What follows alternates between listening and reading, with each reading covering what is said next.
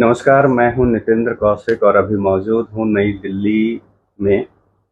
मैं और हमारे बहुत ही पुराने मित्र, लगभग 20 साल से दोस्ती हमारी है और ये दिल्ली में बहुत लंबे वक्त से आज यहाँ रह रहे हैं और इग्नू में एक बड़े पद पे कार्यरत हैं। साथ साथ पूरे देश में मगही के सुप्रसिद्ध कवि हैं और शायद आप लोग पहचान रहे होंगे, जान रहे होंगे, अच्छे से जानते होंगे, क्योंकि आप इन्हें जी न्यूज़ से लेकर के जितने भी तमाम नेशनल चैनल हैं उस पे भी इनके कार्यक्रम आते रहते हैं और अलग अलग राज्यों में भी ये जा कर के कविता पाठ करते हैं। आज बहुत ही मेरे लिए ये गर्व का क्षण है कि एक अपने गांव का लड़का, इनका एक ऐसे स्लोगन भी है जो कि बहुत, अभी आप हैशटैग अगर फेसबुक पे यूज़ कीजिएगा तो बहुत सारे पोस्ट इनके चले आएंगे वहाँ पे। तो इनसे आज मिलना हुआ जैसे ही पता चला इन्हें, और ये अपने सारे मतलब व्यस्तता के बावजूद भी हमारे से मिलने के लिए आए हैं, इसके लिए बहुत बहुत आभार और स्वागत करते हैं इस कार्यक्रम में। और इस तरफ हमारे मित्र हैं, इनको भी जानते होंगे कि फेसबुक पे हम लोगों वैचारिक मतभेद हैं हम लोगों का, लेकिन साथ में देखिए कि हम लोग कैसे मित्र हैं कि साथ में भी दिल्ली भी आए हैं और कल एक कार्यक्रम हुआ जिसमें हम दोनों को सम्मानित किया गया। तो आइए, आज जो है एक कभी अभी बैठे बैठे हम लोगों के मन में आया कि आप लोगों के सामने थोड़ा, जब मिले हैं इतने सालों के बाद, लगता है कोविड के पहले 2017-18 के मिले हुए हम लोग हैं साथ। तो इतने दिनों के बाद मिले तो लगा कि सामने बैठ करके रूबरू, टीवी पर तो देख ही रहे थे, सोशल मीडिया पे देख रहे थे, सामने बैठ करके रूबरू इनसे कुछ कविता सुना जाए और आप लोगों को भी सुनवाया जाए। तो कुछ कविता जो इनके हैं ऐसे लिखे हुए हैं जो कि मैं बार बार इनसे जब बात होती है या मतलब सुनता हूँ तो दिल को छूता है और सुकून मिलता है। एक कोविड के समय में जब वो बहुत, उस महामारी के दौर में पूरा देश मतलब ग्रस्त था, परेशान था, तो उस समय इन्होंने एक कविता लिखा था जिससे कि जब मैं सुन रहा था तो मैं उस समय भी इन्हें बोला था कि मेरे आंख में आंसू आ गए थे, कि जो उस दौर को इन्होंने बहुत अच्छे से ये किया था। रे चंदा फिर से चले आओ। तो मैं इनसे निवेदन करूंगा मुकेश भाई से कि थोड़ा इसे आप लोगों के साथ हमारे लाइव सेशन में आपको इस कविता को पढ़ के थोड़ा सुनाएं और हम लोग के साथ साथ आप भी लोग आनंद लीजिए। नमस्कार, प्रणाम, गोड लगे ही। और नितेंद्र भाई ने जैसा कहा कि हम कई वर्षों बाद मिले हैं, लेकिन आज के समय में हम शारीरिक रूप से तो कई वर्ष के बाद मिले हैं, लेकिन व्यक्तिगत रूप से हम लगातार एक दूसरे से जुड़े रहते हैं। सोशल मीडिया के साथ साथ हम टेलीफोन से भी गांव घर की चर्चा करते हैं, क्योंकि जब हम गांव के लोग होते हैं तो गांव के लोगों के लिए वक्त की कोई कमी नहीं होती, क्योंकि वक्त अपना होता है और वक्त अपने हिसाब से आप मैनेज कर सकते हैं। तो एक अच्छी बात मेरे लिए हुई कि हमारे मित्र, जिनसे लगभग 20 वर्ष पुरानी मित्रता हमारी है, हम लोग उस दौर के साथी हैं जिस दौर में हम लोग मतलब अपने जीवन की नई शुरुआत कर रहे थे। साथ में और कई सारे मित्र हैं जो लोग धीरे धीरे जुड़ेंगे भी, वो सब लोग उस दौर के साथी हैं। तो इससे बेहतर और क्या होगा कि कोई मित्र आपका, जहां आप रहते हैं अपने पापी पेट के लिए, और वहां आपका कोई मित्र आया हो और उसके लिए समय निकालना, मतलब ये एक अजीब सी बात होती है कि हम समय नहीं निकाला, ये इनका हक था और मेरे लिए सौभाग्य की बात है कि हमारा मित्र। और सबसे बड़ी बात है कि ये यहाँ आए भी एक बहुत महत्वपूर्ण उद्देश्य के साथ आए हैं। नितेंद्र कौशिक जी को आप सब लोग जानते हैं, जो कि आप इनके पेज से जुड़े हैं। समाज सेवा में इनकी गहरी रुचि रही है जब से मैं इन्हें जानता हूँ, पिछले 20 वर्षों में। और आज किसी संस्था ने इनको रिकॉग्नाइज किया, इनको समझा, और इनको कल एक पुरस्कार भी मिला है, जिसके लिए बहुत बहुत बधाई नितेंद्र भाई। और फिर हम वहीं पे लौट के आते हैं कि हम सभी गांव के लोग हैं, और जब हम गांव के लोग होते हैं, मतलब गांव का लोग, मतलब खाटी लोग, सुच्चा लोग, मतलब एकदम साफ सुथरा लोग। शहर के लोग, हम भी शहर आ गए, इसका मतलब ये नहीं कि हम गांव के लोग नहीं हैं, क्योंकि पापी पेट के लिए हम देश के, दुनिया के किसी कोने में जाएं, लेकिन हमारे अंदर एक गांव जिंदा होना चाहिए। और वह गांव कैसे जिंदा होना चाहिए, मैं नितेंद्र जी के लिए पहले अपनी 4 पंक्तियां, जो मेरी काफी अभी प्रचलित पंक्तियां हैं, जिसके लिए मैं आजकल पूरे देश में जाना जाता हूं, गांव का लड़का, और मुझे फक्र भी होता है कि हम अभी भी गांव से जुड़े लोग हैं। तो मैं नितेंद्र भाई आपके लिए, चूंकि जब से मैं आपसे जुड़ा हूं और हम लोगों ने अपने किसी न किसी उद्देश्य के लिए हम एक दूसरे से अलग अभी रह रहे हैं, लेकिन फिर भी हम दोनों के अभी भी मतलब संवेदनाएं एक साथ जुड़ी रहती हैं। तो मैं आपके लिए, चूंकि आप गांव से जुड़े हैं, नहीं, आप कंटिन्यू करें। मैं अभी थोड़ा लाइव सेशन चल रहा है, और अभी जैसे अभी ये कविता पाठ करेंगे साथ में, अगर कुछ वैसा सवाल, क्योंकि ये बहुत ही संघर्ष करके आज तक यहाँ पहुंचे हैं, तो कुछ सवाल रहेगा तो जरूर पूछिएगा, इनसे पूछेंगे भी और इनसे भी पूछेंगे, ये क्योंकि एक उद्यमी है, समाज सेवी हैं, और ये जो कह रहे हैं ना कि मैं समाज सेवी, ये भी समाज सेवी, मैं अभी आया। तो मैं नितेंद्र, मैं आपको बीच में थोड़ा सा इंटरप्ट किया था, तो नितेंद्र भाई के लिए मेरी 4 पंक्तियां, खासकर कि जब हम सारे लोग गांव से जुड़े हैं और एक गांव का लड़का जब शहर की तरफ आता है और शहर से के आपाधापी में भी वो कैसे अपने गांव को अपने अंदर जीवित रखता है, मैं नितेंद्र भाई के लिए मैं ये 4 पंक्तियां रखता हूं।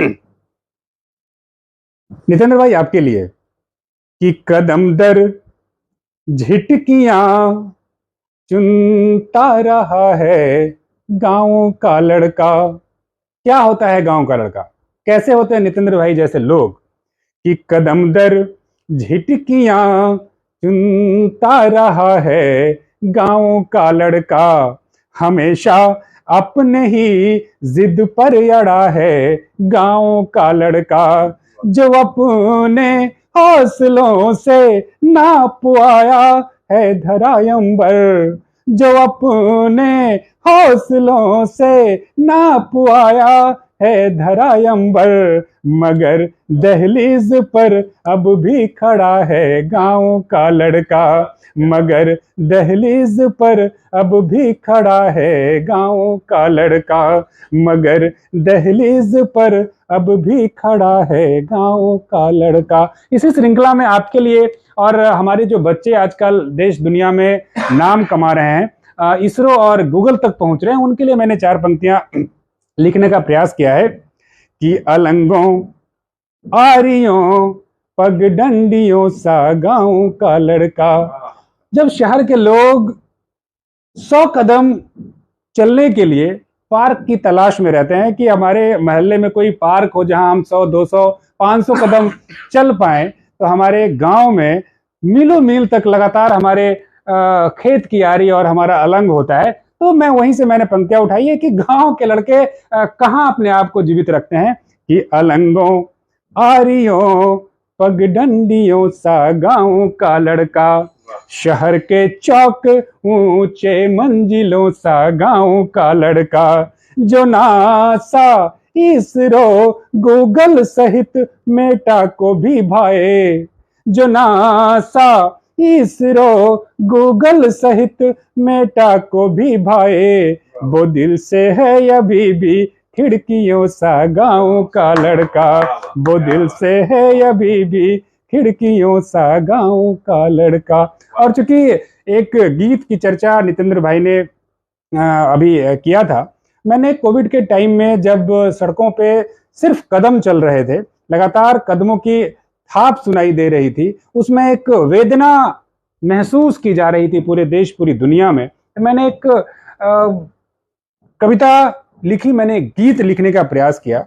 मतलब मैंने लिखा कि जब आप शहर में हैं, मतलब मेरी वेदना नितेंद्र भाई वहां से निकली जब गांव के लोग शहर में कमाने के लिए आते हैं, जब लॉकडाउन में जब सब कुछ ठप पड़ गया तो उनके पास खाने के लिए कुछ नहीं था, और उनको लगा कि जब यहाँ काम नहीं होगा तो हम खाएंगे क्या।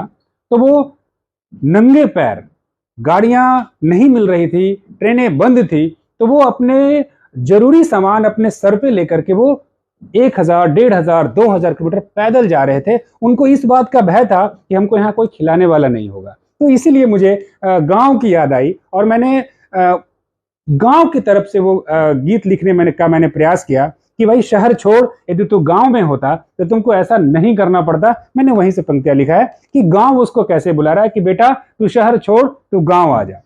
मैंने वही लिखने का प्रयास किया है कि रे चंदा फिर से चले आओ देश। एक गांव पुकार रहा है अपने बेटों को, और मैंने उस मजदूर भाइयों के लिए मैंने चंदा शब्द का इस्तेमाल किया है कि वह हम अपने ऐशो आराम की जिंदगी जितनी भी जीते हैं उसमें सब में उनका श्रम लगा होता है। उनके श्रम के बिना हम अच्छे होटल में नहीं रुक सकते, हम अब बड़े बहुत खूबसूरत पलंग पे नहीं सो सकते, हम मतलब भौतिकवादी जो चीजें हम इस्तेमाल करते हैं उनके श्रम के बिना वो संभव नहीं होता। तो मैंने उनके लिए चंदा शब्द का इस्तेमाल किया है कि रे चंदा फिर से चले आओ देश। दूध कटोरी मिलके बाटें, दूध कटोरी मिलके बाटें, अब न रहो परदेश। रे चंदा फिर से चले आओ देश, रे चंदा फिर से चले आओ देश। क्या बुलाता है गांव, कैसे बुलाता है, क्या ताना देता है उनको। मैंने कुछ लिखने का प्रयास किया है कि सूनी गलियां सूने डगर हैं, मौन पवन पुरबैया। सूनी गलियां सूने डगर हैं, मौन पवन पुरबैया। रोज बथान से रोज निहारे बूढ़ी कारी गैया। रोज बथान से राह निहारे बूढ़ी कारी गैया। खेत कियारी बोल उठी अब, खेत कियारी बोल उठी अब, बांटेंगे जीवन से। रे चंदा फिर से चले आओ देश, रे चंदा फिर से चले आओ देश। और मैंने लिखने का प्रयास किया है कि जब आप बड़े शहर में होते हैं तो वहां बहुत सपने होते हैं मुंगेरी लाल के, लेकिन हमारे गांव में सब आपके एक साथ जुड़े लोग रहते हैं। मैंने लिखने का प्रयास किया है, पता नहीं मैं कितना सफल हो पाया हूं, कि यहाँ मुंगेरी के सपने नहीं, सब हंसते संग गाते। यहाँ मुंगेरी के सपने नहीं, सब हंसते संग गाते। चीटी मोती गोलू चीची जमकर मौज मनाते। चीटी गोलू चीची चीटी जमकर मौज मनाते। जननी स्वर्ग धरा से सुंदर, जननी स्वर्ग धरा से सुंदर है अपना परिवेश। रे चंदा फिर से चले आओ देश, रे चंदा फिर से चले आओ देश। अंतिम कुछ पंक्तियां कि कितने तन और धन के भूपति, मन के बहुत फकीरा। आप आसपास भी देख रहे होंगे, धन संपत्ति बहुत है उनके पास, लेकिन मन से बहुत गरीब है वो। कि कितने तन और मन के भूपति, मन के बहुत फकीरा। जो आया है सब जाएगा, कह गए दास कबीरा। जो आया है सब जाएगा, कह गए दास कबीरा। राम की महिमा राम ही जाने, राम की महिमा राम ही जाने। अब न कहो उपदेश, रे चंदा फिर से चले आओ देश, रे चंदा फिर से चले आओ देश, रे चंदा फिर से चले आओ देश। बहुत बहुत धन्यवाद, बहुत बहुत शुक्रिया। बहुत बढ़िया। ओम सिन्हा लिख रहे हैं सुपर। अगर आप लोगों को अगर इस कविता के माध्यम से लग रहा है कि आपके दिल को अगर ये छू रहे हैं, एक्चुअली इनका एक अभी कुछ ये सोच रहे हैं समाज को रिटर्न देने के लिए, क्योंकि समाज से इनका कहना है कि समाज ने मुझे बहुत कुछ दिया तो मैं भी समाज को कुछ देना चाहता हूँ। तो उसके उस पर जो इनका जो एक आयोजन होने वाला है उसको अभी रिवील नहीं करेंगे, ये आप लोगों से अभी एक सरप्राइज है, इसको रिवील किया जाएगा। तो अगर कविता के माध्यम से ये जो कहना चाह रहे हैं और आपके दिल को तक पहुंच रही है, तो थोड़ा सा इसे शेयर भी कीजिएगा।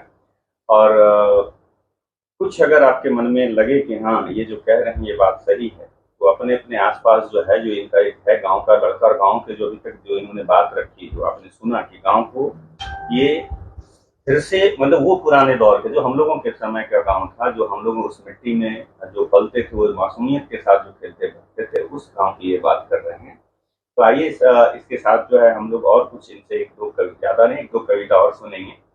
और अगर इस बीच में आप लोगों का कुछ और सवाल अगर आता है, सवाल अगर आप लोग करना चाहें तो कर सकते हैं। अगर लगता है कि हाँ करना चाहिए, आपके भी मन में कुछ है, गाँव शहर ये, क्योंकि एक छोटे से गांव से उठ करके, छोटे से शहर से उठ करके आज ये मेट्रो सिटी, ये दिल्ली, ये भारत की जो राजधानी है, यहाँ पे आज जो देश के हर चीजें को मतलब कह सकते हैं, ताना बाना रचना बचना जो भी है, हर चीज यहाँ होता है। और यहाँ पे आज रह रहे हैं और लोग इन्हें पूरे देश में जान रहे हैं कोने कोने में। तो अगर लगता है कि आप कुछ सवाल कर सकते हैं तो कर सकते हैं इसमें। आइए दूसरा एक कविता इनका सुनते हैं।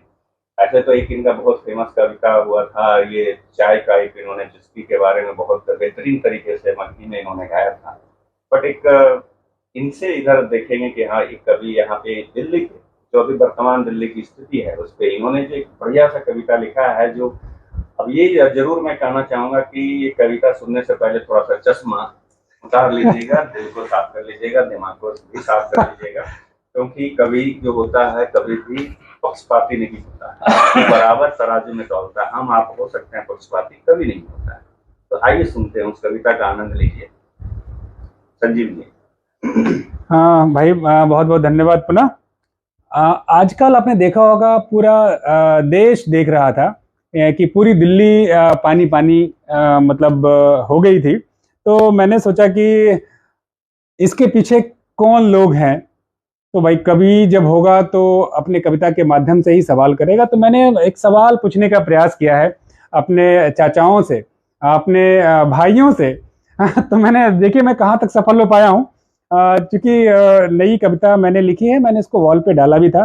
कई लोगों के इसके ऊपर सवाल भी आए। मैंने उनसे भी यही आग्रह किया था कि सब चश्मा का खेल है। आप जिस दिन चश्मा उतार लेंगे आपको लगेगा कि हम किसके फेवर में, किसके नहीं फेवर में। एक कवि किसी के लिए नहीं होता, हमेशा वो जन चेतना का होता है। आपको हमेशा से सही बात कहने का प्रयास करता है वो। अब पता नहीं मैं कितना सफल हो पाया हूं। मैं कहने का प्रयास करता हूं कि राष्ट्र का गौरव वैभव मां का, क्या मानूं सब कोरा था।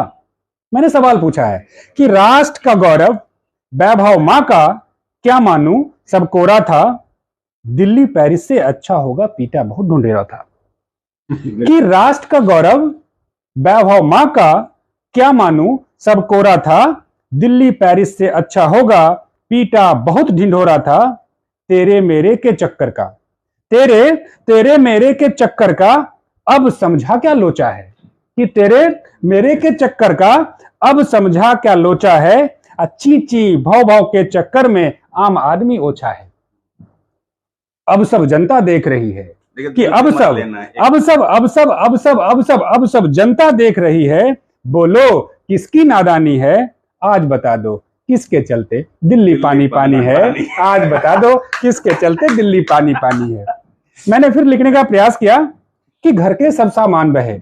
रोज जब अखबार पलटता था तो किसी का सामान बह रहा है, कोई गैस का सिलेंडर अपने कंधे पे उठा रहा है, किसी रोगी का पर्चा बह गया, उसकी दवाएं बह गई, और वो आदमी कहाँ से लाया होगा वो दवा का पैसा। तो वो पढ़ने के बाद वहीं से मैंने पंक्ति उठाने का प्रयास किया है कि घर के सब सामान बहे और बह गई उम्मीदें विश्वास। क्योंकि उम्मीदें विश्वास लेकर के लोग सरकार को चुनने का प्रयास करता है कि चलो अब हमारे दिन बहुरेंगे।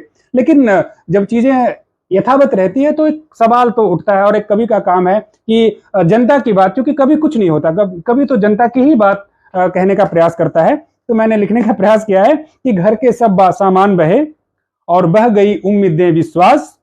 बह गए सब पहचान, दवा की पर्ची बस भोले की आस। क्योंकि सावन का महीना चल रहा है, सिर्फ ईश्वर भगवान भोले के अलावा और किसी की आस नहीं बची। कि घर के सब सामान बहे और बह गई उम्मीदें विश्वास।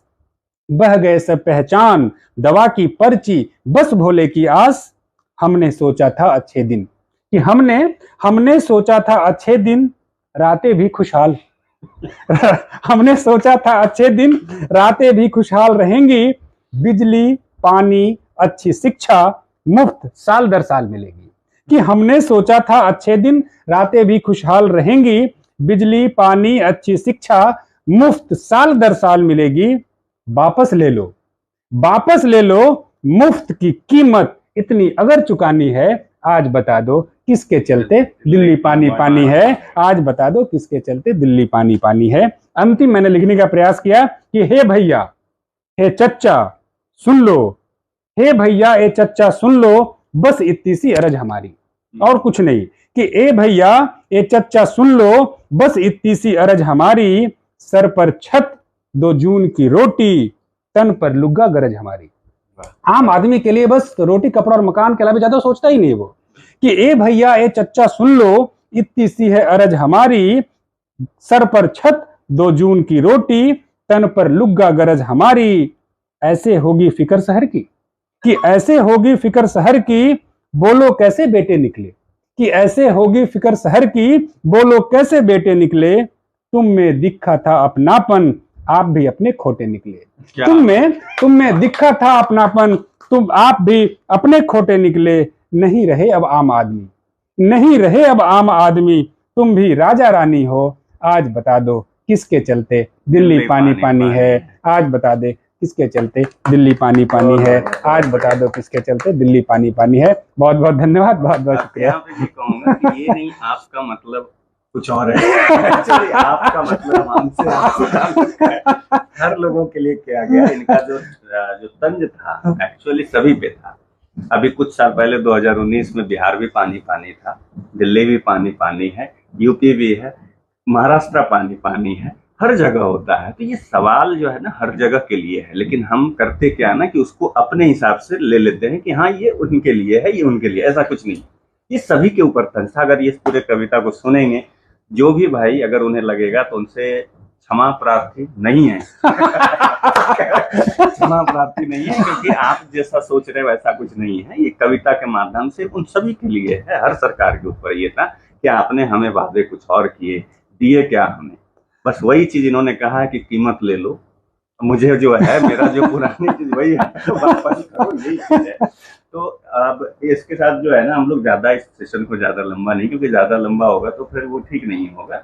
और अभी तक मैं देख रहा हूँ कि कोई, अगर आप लोगों के मन में कोई सवाल भी नहीं है तो चलिए कोई बात नहीं, लेकिन हम ही सवाल कर लेते हैं, क्योंकि हम लोगों का मिलने का मकसद भी कुछ था।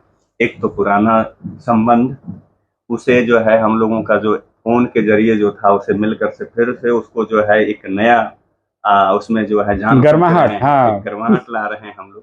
और इस बीच में एक ये है कि इन दोनों के बीच में मैं हूँ, इसलिए हूँ कि इन दोनों के बीच का एक कड़ी बन रहा हूँ। नई दोस्ती आज से शुरू हो रही है। और इसमें जो है ना कि जैसे जो हम लोग जिस मकसद के साथ एक थोड़ा सा टॉपिक पे हम लोगों की बात हुई थी, वो उस पर बात हम लोग सिर्फ थोड़ा बहुत दोनों का एक जानते हैं, और उसके बाद सेशन को यहाँ पे हम लोग समाप्त करेंगे और लास्ट में 2 लाइन भी सुन लेंगे फिर से। तो हम लोग है जैसे गांव की बात करते हैं, शहर की बात करते हैं, सब लोग चकाचौंध में जा रहे हैं, यूथ खास कर करके। और यूथ क्या मतलब पूरी परिवार ही कह सकते हैं, यूथ हो, जो बड़े बुजुर्ग हैं घर के वो भी, कि फलाने ने ऐसा किया, ढिमकाने ने ऐसा किया, वो बच्चे को आगे की ओर पुश कर रहे हैं कि तुम भी देखो ऐसा करो।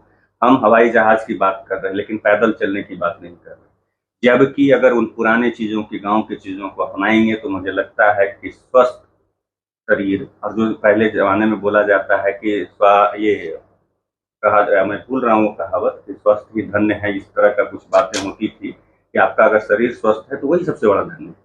अब वो आज हम लोग उस चीज को भूल रहे हैं, लेकिन उस चीज के ऊपर अभी जो है कविता के माध्यम से इनका एक अभी प्रयास है कि लोग उसमें आए। हम लोग का तो थोड़ा बहुत योगदान हम लोग भी कर रहे हैं कि लोग गांव को भी रखें, शहर को भी जिंदा रखें और गांव को भी रखें, और दोनों के बीच में हम लोग एक पुल बने, एक ब्रिज बने।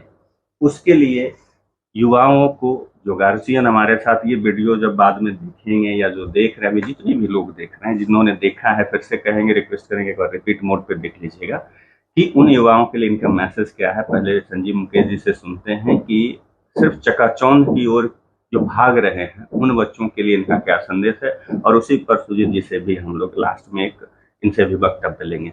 संजीव जी, ये बताइए कि जो आज हम और युवा, खास करके जो आजकल का यूथ है और जो गार्जियन भी हैं, वो जो कोर्स कर रहे हैं, आधुनिकता के पीछे जो लोग भाग रहे हैं और बाद में शहर में जाकर के वो गांव को भी ढूंढ रहे हैं, मतलब दोनों, मतलब ये विरोधाभास है लोगों के अंदर में चल रहा है। पता नहीं वो कितना अपने आप में उस चीज से लड़ रहे हैं, क्या कर रहे हैं, ये तो आगे चल कर करके लोगों से बात करने पे समझ में आएगा। इस पर आपके लोग क्या राय है, लोगों को क्या संदेश भी देना चाहेंगे? मैं जिस चीज़ को महसूस करता हूँ, क्योंकि मैं भी गांव से आया और गांव से अपने जिले के शहर, वहाँ से फिर राज्य के शहर, इसके बाद फिर अब देश के शहर में मैं हूँ।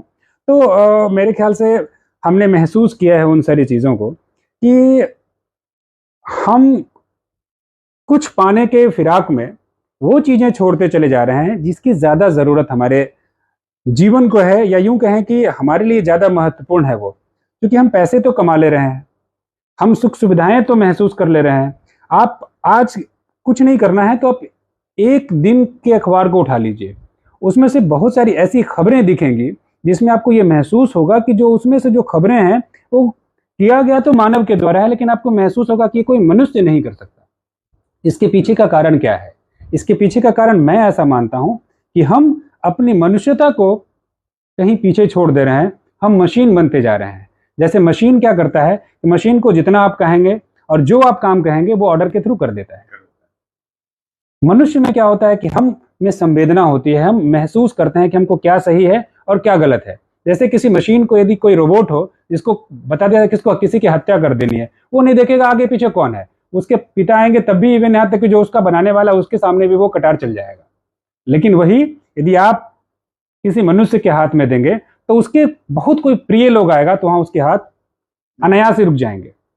तो ये जो डिफरेंसेज है, बस ये समझने की जरूरत है कि मशीन और व्यक्ति के बीच में क्या फर्क होता है। आज एआई का जमाना आ गया, हर काम आर्टिफिशियल इंटेलिजेंस कर देगा, फिर हमारी आवश्यकता क्या रह जाएगी, हमारी जरूरत कहाँ रह जाएगी? इस बात को समझने की जरूरत है कि हम मनुष्य हैं और हम मशीन नहीं हैं। तो हमें मशीन नहीं बनना है, हमें मनुष्य बनना है और मनुष्यता की ओर हमें बढ़ना है, क्योंकि इसको थोड़ा हम पीछे छोड़ते चले जा रहे हैं। तो मेरा एक उद्देश्य है कि मैं मतलब कविता के माध्यम से लोगों के बीच में जाने का प्रयास कर रहा हूँ। मैं कहाँ तक सफल हो पाता हूँ, आप लोगों के सहयोग से मुझे पूरा भरोसा है कि हम उसको कर लेंगे। तो यूथ के बीच में हम जाएंगे कि आपको, मैंने उसका टैगलाइन रखा है कि शहर की धूप से गांव की छांव तक। इस लाइन को आप समझ सकते हैं कि शहर की धूप, गांव की छांव। तो ये जो फीलिंग है ये हमारे अंदर अपने आप को लाना पड़ेगा कि धूप और छांव के बीच के जो डिफरेंसेज हैं उसको महसूस करना पड़ेगा कि धूप की भी आवश्यकता है, हमको शहर नहीं छोड़ सकते।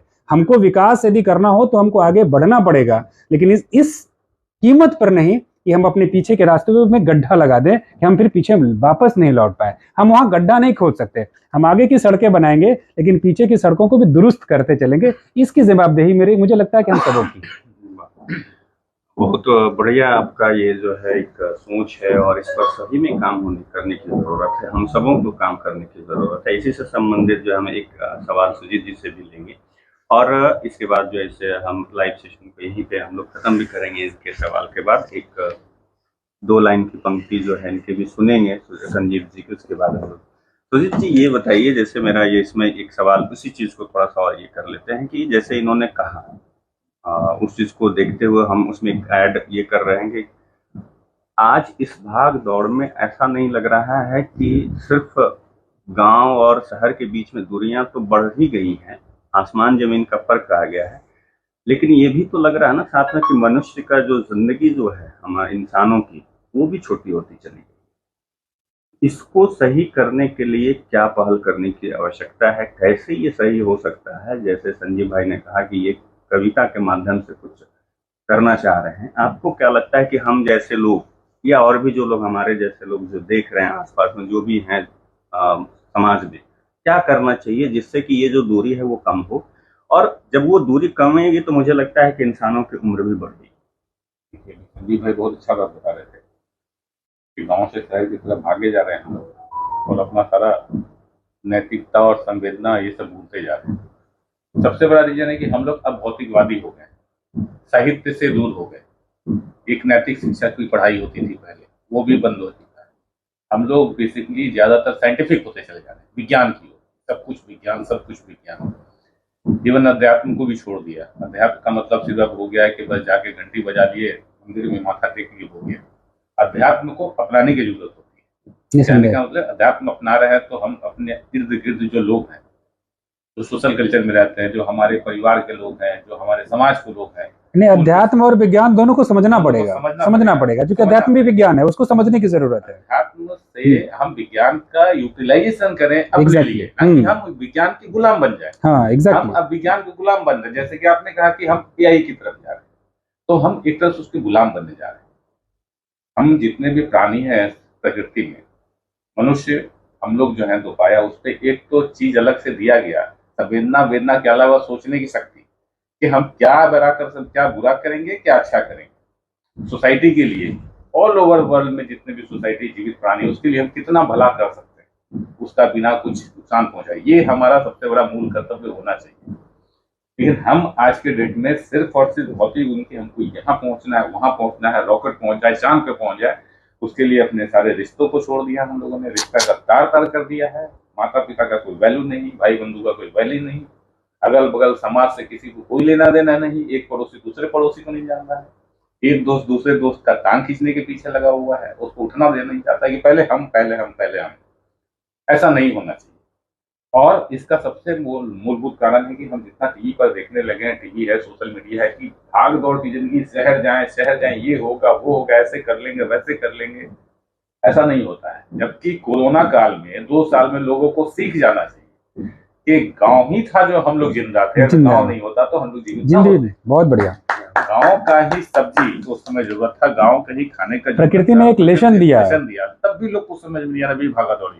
उस समय लगा था चलिए गाँव से सब्जी मिल जा रहा है, साग मिल जा रहा है, खाना मिल जा रहा है, यही इंपॉर्टेंट है। लोगों की याददाश्त कितनी कमजोर है कि वो तुरंत फिर भूल गए जा रहे हैं कि सब कुछ बंद हो गया, हवाई जहाज बंद, रेलगाड़ी बंद, सारा सिस्टम बंद, हॉस्पिटल बंद, और चालू क्या था तो सिर्फ किसान का दिया हुआ गांव का जितना प्रकृति का दवा सामान, जिससे हम जिंदा रह सकते, और जल्दी लोग इसको भूल गए हैं। तो हमारे कहने का मतलब फिर से उसको याद दिलाया जाए, और एक ऐसा कैंपेन, एक अभियान चलाया जाए, युवाओं को बताया जाए, उसके साथ में कुछ जो हमारे जैसे हमको लगता है पीछे जो बुजुर्ग लोग हैं उनके पास ज्यादा अनुभव है, उनको समझाया जाए और युवाओं को समझाया जाए कि ठीक है, सुबह से लेकर शाम तक तो जाते हैं काम पे, लेकिन घर तो वापस आना ही पड़ता ना। शाम में घर से निकले काम को, फिर घर पे आप उसी तरह से जैसे हम अगर शहर की तरफ भागते हैं तो फिर वापस अपने गाँव के पास जाएं और गाँव का भी ख्याल रखें। अपना जो संस्कृति है, पुराना जो धरोहर कहते हैं, उसको बचाया जाए, उसको जिंदा रखा जाए, तभी जाकर के हम मनुष्य की कैटेगरी में जो कहते हैं कि समाजवादी प्राणी है, सामाजिक प्राणी है, वो जिंदा रह पाएंगे। तो आने वाले समय में फिर वही स्थिति है, फिर भेड़ बकरी और जानवर का जो स्थिति होता है जंगल में, वही स्थिति हम लोग का हो जाए कि जो देखा जिसको देखा मार दिया अपने फायदे के लिए, बस वही हो जाएगा। तो मेरे ख्याल से आपका जो ये शुरुआत है, जो आप कह रहे हैं, हम लोग सोचते रहते हैं, आप इसको कर रहे हैं, और निश्चित रूप से हम लोग आपके साथ में जुड़ेंगे। पहले 1 थे, आज 2 हैं, फिर 2 से 10 होंगे, निसंदेह, और होते चले जाएंगे निसंदेह। तो निश्चित रूप से आज मुलाकात हुआ तो हमको लगता है कि हम लोग और बेहतर कर पाएंगे जी जी। तो और आगे करने का हम लोग का प्रयास रहेगा, हम लोग सब मिल करके, तो बड़ा अच्छा है। बाकी डिटेल करेंगे। जैसा आपने लोगों ने सुना दोनों का, इसमें कुछ चीजें ये भी देखना होगा कि इतने भी आधुनिक ना बने कि हर चीज नंगा हो, है ना। इतना भी आधुनिक ना बने, आधुनिक बनिए। अपनी संस्कृति में ऐसी बहुत सारी चीजें कि उससे भी आधुनिकता झलकती है। उससे हम ये नहीं हो जाएंगे कि अनपढ़, और जो पहले जो बाहर के लोग, विदेशों के लोग बहुत पहले जो बोला करते थे कि तीसरी दुनिया हमें कहते थे, वैसी बात अब नहीं रही। ऐसा नहीं कि हाँ हम लोग तीसरी दुनिया का, आज वही लोग हम लोगों की जो परंपरा है, हम लोगों की जो संस्कृति है, हम लोगों की गांव के जो चीजें हैं वो अपना रहे हैं। आप गौर करके देखेंगे, सोशल मीडिया से लेकर हर जगह दिखेगा कि वो लोग इस चीज को समझ रहे हैं, लेकिन हम लोग भूलते चले जा रहे हैं। तो हम लोगों को कम से कम ये जो है ना, आसपास इन सब चीजों पे काम करने की जरूरत है। और मुकेश भाई का ये इंसेंटिव अभी शुरुआत होने जा रहा है, इस पर अभी विस्तृत कभी चर्चा करेंगे हम लोग। अगर मान लीजिए मैं बिहार में भी रहूंगा तो वहां से बैठे हम लोग लाइव सेशन करके इसका जानकारी आप लोगों से साझा करेंगे, इसके कैसे किया जाए, किसके साथ किया जाए, कहाँ कहाँ करेंगे और क्या माध्यम हो सकता है, जिससे कि इन सब चीजों के बीच का जो खाई है कोशिश करेंगे। कोशिश ही हमारा करना काम है, बाकी होना नहीं होना रिजल्ट हम लोग नहीं सोच रहे, कोशिश करेंगे। सुजीत जी ने भी कहा कि जैसे वही बात आ जाए, दोनों को वैसे देख के देखे कि जैसे शहर और गांव के बीच में एक ब्रिज का काम, तो उसी तरह से इन सब चीज़ों को बचाने के लिए युवाओं और बुजुर्गों को भी एक ब्रिज का काम बीच में करना पड़ेगा हम लोगों को, कि उन लोगों को बीच में क्या है, पहले जो जैसे गांव की बात कर रहे हैं संजीव भाई, कि हम लोग अपने पूर्वजों के साथ, जो हम लोग बड़े लोग थे उनके साथ बैठते थे, तो वो ज्ञान के साथ साथ अध्यात्म ज्ञान के साथ साथ हमें जिंदगी का जो ज्ञान होता था वो भी मिलता था। आज वो नहीं मिलता है हमें। आज सीधा सीधे मोबाइल, यूट्यूब, टीवी, बस इसी में रह रहे हैं। इसके अलावा क्या रियलिटी है नहीं मालूम है हम लोगों को। तो आइए चलते इसके साथ जो है हम लोग एक नई शुरुआत करेंगे, और कुछ अच्छा सा कोई ऐसा सा दो पंक्ति सुना दीजिए जिससे जाते जाते लोगों को दिल को खुश मतलब और खुशी दो पल जो मिल जाए। जरूर। दो पंक्ति, चार पंक्ति, जो चार पंक्ति इसलिए कि देखिए, गांव के लड़के की जब बात होती है तो हमारी जो संस्कृति है, हमारे जो संस्कार हैं, हमारे जो तीज व्रत त्योहार हैं, वो बिना गांव के लड़की, हमारी माँ बहनों के बदौलत ही वो हम तक ट्रांसफर हो पाया है। तो मैंने चार पंक्ति गांव की लड़की नाम से मैंने माँ बहनों की बात कहने का प्रयास किया कि आज हम जिस संस्कार को लेके देश दुनिया में घूम रहे हैं, हमारे संस्कार को जो दुनिया अपना रही है, उस संस्कार को हम तक लाने वाले कौन लोग हैं। तो मैंने जो महसूस किया कि हमारी माँ, हमारी बहनें जो सुदूर गांव की हैं, जो विशुद्ध ग्रामीण परिवेश में जिन्होंने अपने जीवन यापन किया, और हम जैसे लोगों को यहाँ तक आने की सोच उन्होंने ढाली हमारे अंदर, तो मैंने चार पंक्ति मैंने लिखने का प्रयास, जैसे हमने गांव का लड़का लिखा था, ऐसी गांव की लड़की मैंने लिखने का प्रयास किया। आप इसको इवैल्यूएट करेंगे, आप इसको मूल्यांकित करेंगे कि मैंने कितना सही लिखने का प्रयास किया है। कि थोड़ी नटखट, थोड़ी चंचल सयानी, गांव की लड़की। कैसी होती है गांव की लड़कियां? क्या बात।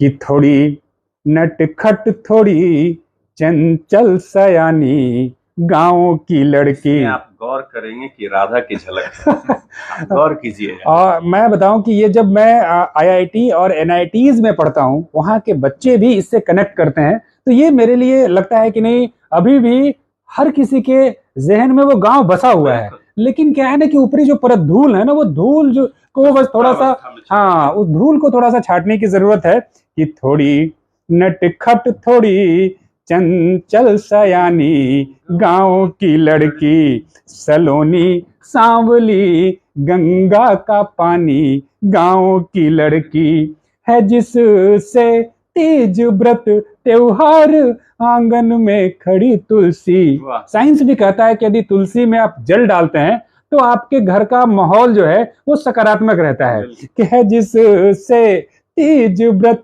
त्योहार, आंगन में खड़ी तुलसी, यही सृष्टि, यही पहली कहानी, गांव की लड़की, यही सृष्टि, यही पहली कहानी, गांव की लड़की। और आजकल लोग प्रेमिका के लिए पता नहीं क्या क्या चीजें लिखते हैं। मैंने एक प्रेमिका को, मैंने अपनी पत्नी को किस रूप में महसूस किया है, मैं वो लिखने का प्रयास। क्योंकि मैं बताऊं कि मैं एकदम गांव का व्यक्ति हूं। मेरी शादी भी, नितिन भाई जानते हैं, एकदम गांव में हुई है, और इसका गर्व भी हमें है कि जब भी कोई लोग हम दोनों को देखते हैं सोशल मीडिया पे, तो कोई नहीं समझते कि हम लोग सुदूर गांव के लोग हैं, न रहन सहन और न ही पहनावा से। इसका मतलब ये नहीं कि हमारे अंदर गांव नहीं बसा हुआ है। तो बस मैं यही बताने का प्रयास करता हूं कि आप पालें सब कुछ, लेकिन अंदर आप गांव को बचाए रखें। मेरा बस यही एक अभियान, एक यही प्रयास है। मैंने चार पंक्ति बस पढ़ता हूं, इसके बाद काफी देर तक आप लोग झेल रहे हैं। तो मैंने लिखने का प्रयास किया है कि कंकड़ काटे पलकों से चुन लेती है, कंकड़ काटे पलकों से चुन लेती है, मेरे ख्वाबों के स्वेटर बुन लेती है, मेरे ख्वाबों के स्वेटर बुन लेती है, मेरे अंतस मन की वो सारी बातें, मेरे अंतस मन की वो सारी बातें, गांव की लड़की माँ जैसी सुन लेती है, गांव की लड़की माँ जैसी सुन लेती है, गांव की लड़की माँ जैसी वाह, सुन बहुत, लेती बहुत, है। बहुत, बहुत बहुत धन्यवाद, बहुत बहुत आभार। ये आज भाई तो- एकदम आनंद आ गया। दो जो कविता ये उन्होंने 4 लाइनें जो सुनाई हैं, आप उनसे अगर उससे आप रिलेट करें तो मैं तो अपने आप को जो रिलेट कर पा रहा हूँ कि 2 दौर में मैं गया। एक 90 के दशक में जो स्वेटर बुन करके, उस समय जो हम लोग उस समय के दौर के बच्चे हैं कि हमारी जो माएँ थी वो स्वेटर बुनकर ही पहनाया करती थी। हमें स्वेटर खरीद करके मार्केट से नहीं, आज मॉल से जो आते हैं, हमारे पास वो उपलब्ध नहीं थे, वो लग्जरी उपलब्ध नहीं था। और दूसरा पहला जो इन्होंने पढ़ा नटखट, गांव की थोड़ी लड़की, नटखट थोड़ी चंचल वो सयानी। याद कीजिए कि वो पगडंडियों पे राधा के वो बने पायल पैरों में पहने हुए दौड़ती हुई जा रही है, नटखट पड़ा जो है। तो आप समझिए कि 2 युगों का एक साथ मतलब इन्होंने सुनाया। इसके लिए बहुत बहुत धन्यवाद, आनंद आया, बहुत बढ़िया लगा। और आप लोग जो भी इतना देर जुड़े और आगे जो भी देखिएगा, हमें लगता है बिल्कुल ये मैं जैसा समझ पा मतलब लगता है कि आप लोगों को बहुत पसंद आएगा। और इसे जो हम लोगों का जो एक बात हम लोगों ने रखे है उसमें अगर भागीदार बनिए तो हम लोगों के लिए और बहुत अच्छी बात होगी। इसके साथ ही हम इस लाइव सेशन को कैमरे के उस तरफ जाकर के एंड करेंगे, तब तक इन लोग को देखिए। बहुत बहुत नमस्कार, धन्यवाद। साथ में जुड़ने के लिए निश्चित रूप से अपना फोन नंबर हम लोगों को दें, हम लोग के साथ जुड़ें ताकि इस अभियान को गाँव की ओर को हम लोग बढ़ा सकें। क्या बात। और निश्चित रूप से आप लोग के साथ सहयोग मिलेगा तो हम लोग अपने लक्ष्य को प्राप्त कर सकें। धन्यवाद। एक चीज आप बोल दीजिएगा संजीव मुकेश जी, आप अपना यूट्यूब चैनल जरूर बता दीजिए कि लोग उस पे जाएं, आपके पेज पे जाएं, कि लोग आपको फॉलो करें और आपकी कविता जो इतनी अच्छी कविताएं सुनाते हैं उसको सुने कि अपना गांव का लड़का आज क्या क्या कह रहा है, कहाँ कैसे दिलों में उतर रहा है, जरूर सुनिए। क्योंकि एक हमारा छोटा भाई भी कवि जो है वो अजीत प्रताप, आप भी जानते हैं उसे, वो भी देख रहा है। आप मुझे गूगल कर सकते हैं, संजीव मुकेश आप टाइप करेंगे और मैं वहाँ दिखूंगा। संजीव मुकेश के नाम से हमारा यूट्यूब चैनल भी है, संजीव मुकेश के नाम से हमारा पेज भी है, और तमाम जो हमारे सोशल मीडिया चैनल्स हैं वो संजीव मुकेश के नाम से। बहुत बहुत धन्यवाद। और संजीव जी, सुजीत जी से जुड़ने के लिए भी हम ऐसे दोनों का मैंने जो है ना मेंशन करा है, ये आप देखेंगे मेरे इसको फॉलो कीजिए और इनसे जो भी लाभ उठा सकते हैं, लाभ उठाने का पैसा ही नहीं होता है, ज्ञान भी होता है, लाभ उठाइए। बहुत बहुत धन्यवाद, बहुत बहुत आभार।